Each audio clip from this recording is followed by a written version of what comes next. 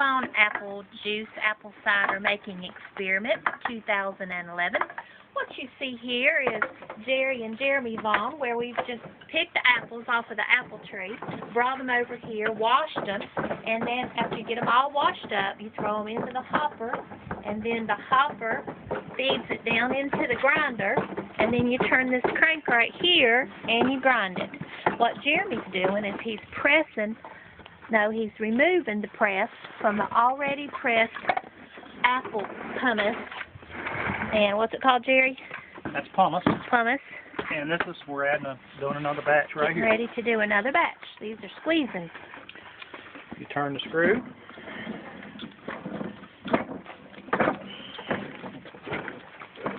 It takes about 1 bushel of apples to make 2 gallons of cider, depending upon the type of apples. And you want to mix your apples, because if you don't, you'll either get too sweet or too tart. It'll start flowing in just a second. Sherry's grandfather used to make corn squeezes, but they bottled that a little bit. And to change the subject, over here you can see a big carboy filled with what we have already squeezed today.